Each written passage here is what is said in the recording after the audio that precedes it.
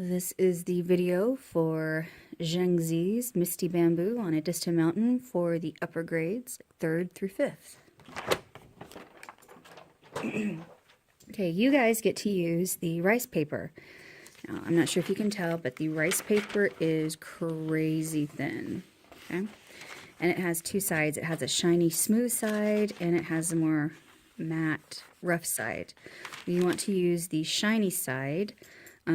The rough side actually lets the paint spread out even more so, and the shiny side can help keep them a little bit crisper.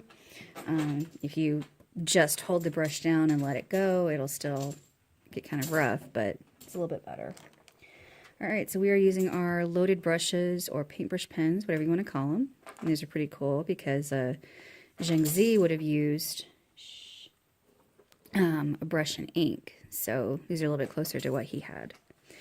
Alright, so I'm going to start off down here toward the bottom. Just going to make two parallel lines going up.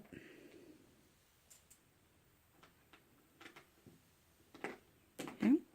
Now I'm going to connect them with kind of rounded corners. Okay. Then I'm going to go on to the next segment, and it's going to be just two more lines going up. Also with rounded corners. Okay. Then my last segment, I'm just going to let it go off the page. However many segments you do is kind of up to you guys, and you can do more than one bamboo stalk. But now I am going to switch over to my green for the stems and leaves. Now, stems, you can have them coming out however you want. Have some coming down. However many you want, you can lead them through this part, or you can let them go on their own. No right, no wrong way on this one. So next up are the leaves. I'm going to give you two ways to make the leaves. One, you can do just kind of a teardrop shape. So, but make the bigger part up at the top with the point going away from it. Okay, I'll do that again.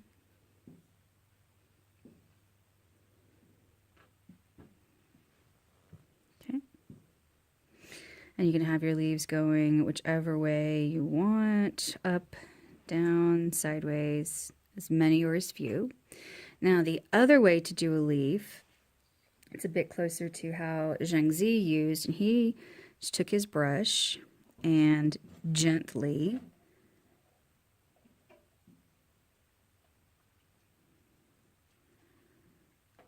kind of just pressed.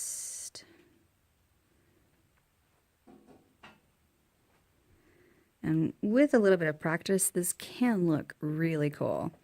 If you're wanting just quick and easy, go with the drawn ones. But especially if you've got a class full of kind of artists that want to give it a try, you might just let them see how they do. Okay.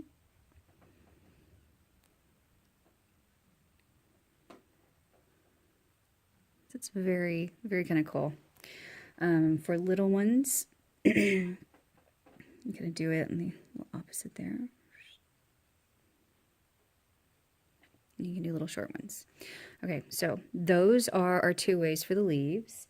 Now, I said you could get out the brown and the yellow. Now, what those for are for the brown, you can use to fill in your bamboo stalks. Now this is like paint, so if you do a lot in one area, it makes the color darker. And you can do lighter streaks going down too. Or you can fill it in with the black. You can do a mixture, up to you. The yellow, especially if you have more than one stalk, the yellow is a cool contrast to the green for other stems and leaves.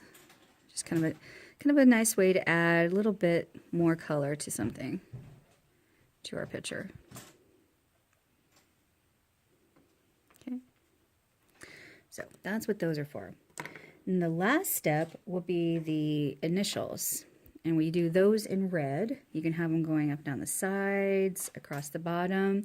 It's kind of up to you. I think I will do mine maybe just right over here to the side. And I'll do a video drawing each one of these two. It's actually really fascinating for the kids to see you do these. So I'm going to start with the P and then work my way up. You can keep these kind of small. You can keep them you can make them a little bit bigger. And you don't have to do these if you don't want to. But if you can and you've got the class that'll work with you on it, they do look kind of cool. Okay, so you had...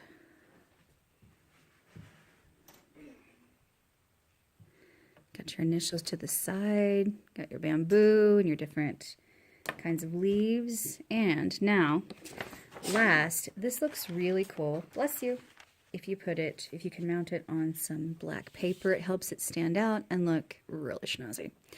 Now, when you're gluing the rice paper, try to keep the glue at the very edge or it will soak through and you can see it. And if you have any questions, just give me a shout.